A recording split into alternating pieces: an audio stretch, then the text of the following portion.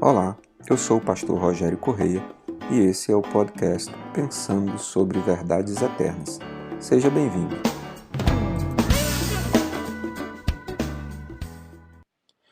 O texto que nos é apresentado e nos é utilizado como base e referência para falar sobre os requisitos para se tornar um pastor, um líder ou alguém que exerça função ou posição de governo no Novo Testamento é a primeira carta do apóstolo Paulo, no capítulo 3, versículos de 1 a 7, onde o apóstolo Paulo, ensinando a Timóteo, diz o seguinte: fiel é a palavra. Se alguém aspira ao episcopado, excelente obra almeja. É necessário, portanto, que o bispo seja irrepreensível, esposo de uma só mulher, temperante, sóbrio, modesto, hospitaleiro, apto para ensinar, não dado ao vinho, não violento, porém cordato, inimigo de contendas, não avarento, e que governe bem a própria casa, criando os filhos sob disciplina, com todo o respeito, pois se alguém não sabe governar a própria casa, como cuidará da igreja de Deus? Não seja neófito, para não suceder que se ensoberbeça e incorra na condenação do diabo. Pelo contrário, é necessário que ele tenha bom testemunho dos de fora, a fim de não cair no opróbrio e no laço do diabo. Há outros textos que podem ser usados como referência, mas esse é o texto mais clássico que nós temos nas Escrituras falando sobre os requisitos para se tornar um obreiro, para se tornar um pastor, para se tornar um presbítero no Novo Testamento. A palavra utilizada pelo apóstolo Paulo aqui nesse momento é a palavra episcopos, que é traduzida normalmente para o português por bispo, que é uma palavra que indica uma posição de supervisão ou uma posição de governo que se exerce dentro do reino de Deus. Falando sobre essas funções diferentes, estamos num momento em que, dentro dos podcasts, eu estou falando sobre igreja, chegamos a tratar sobre o governo da igreja e eu agora estou falando sobre os requisitos para se tornar alguém que pode indicar o governo da igreja. Então, os pastores, evangelistas, mestres, apóstolos e profetas do Novo Testamento, que formam os presbíteros que devem ser o corpo que dá a direção, o governo espiritual da igreja do Senhor Jesus, deve ser formado por pessoas que obedeçam a estes requisitos.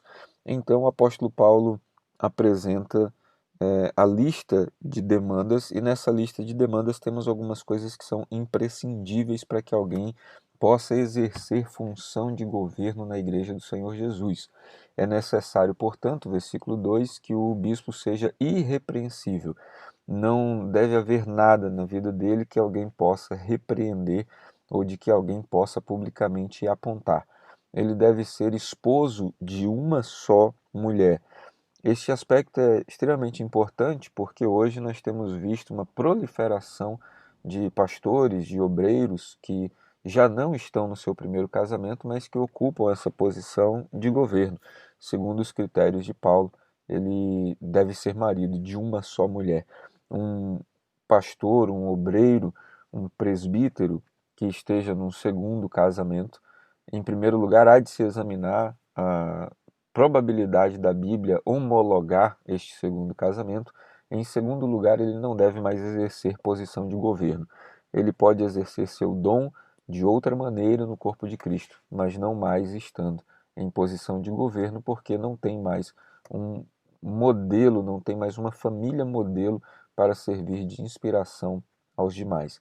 Deve ser temperante, sóbrio, modesto, hospitaleiro, características de um homem manso, um homem que sabe lidar com as diferentes situações da vida e não se altera por qualquer coisa, mas é temperante, ou seja, sabe temperar bem as situações, é sóbrio, tem uma palavra equilibrada, sóbria, para dar a todas as pessoas que necessitam, é modesto no sentido de ser simples e viver uma vida simples, é hospitaleiro, sabe receber bem, é apto para ensinar, porque domina bem a Bíblia, domina bem todos os assuntos da área espiritual. Não dado ao vinho, não violento, porém cordato, inimigo de contendas, não avarento. Então, novamente, características de um homem equilibrado, que não se desequilibra por causa da bebida, não é e não pode ser de maneira alguma violento, mas é alguém cordato, alguém que faz acordos com as pessoas, alguém que sabe como conciliar situações de briga, de guerra, inimigo das contendas, não se mete em contendas e em discussões e não é avarento, não é alguém que não goste de ajudar ao próximo. Deve governar bem sua própria casa, criando os filhos sob disciplina, com todo respeito. É interessante que a família na escala de prioridades de Deus está em primeiro lugar e o ministério aparece em segundo lugar. Muito embora nos dias de hoje nós vejamos pessoas desprezando a própria família em nome do ministério, aqui nós vemos Paulo dizendo que se não governar bem a própria casa, não pode cuidar da igreja. Versículo 5 diz: pois se alguém não sabe governar a própria casa, como cuidará da igreja de Deus? Esta ordem em que Paulo apresenta essas palavras é fundamental para a gente entender uma coisa. Há muitos líderes hoje que estão governando a igreja e mal cuidando da sua família. Paulo diz que nós devemos governar a nossa própria casa. O governo deve estar sobre a nossa casa e sobre a igreja deve repousar cuidado e não governo. Muitos querem dominar, governar a igreja, mas têm dificuldades de governar sua própria casa. Então, um presbítero que não tem uma família em ordem, que não tem uma esposa que se sente amada, que não tem filhos que sejam disciplinados, não pode e não deve servir de referência no governo da Igreja do nosso Senhor Jesus Cristo. Não seja neófito, uma expressão para se referir àqueles que acabaram de crer, neofito, aquele que é novo na fé, né? Essa expressão fito, fides, né, vem de fé do grego. Não podemos impor as mãos e consagrar presbíteros que não tenham sido experimentados, presbíteros que sejam novos na fé, para não suceder que se ensoberbeça e que incorra na condenação do diabo. A condenação do diabo é a inclinação, a independência.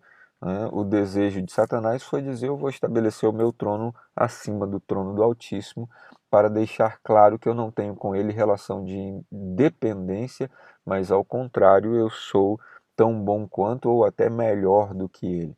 Um neófito, não sabendo lidar com algumas situações de ministério, certamente romperá com os seus companheiros de ministério e entenderá que pode fazer melhor sozinho.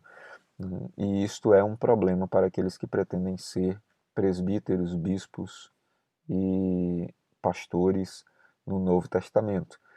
O versículo 7 termina dizendo: pelo contrário, é necessário que ele tenha bom testemunho dos de fora, não apenas daqueles que o conhecem dentro da igreja, mas todos os que o conhecem mesmo fora do círculo da comunidade, da congregação, a fim de não cair no opróbrio e no laço do diabo.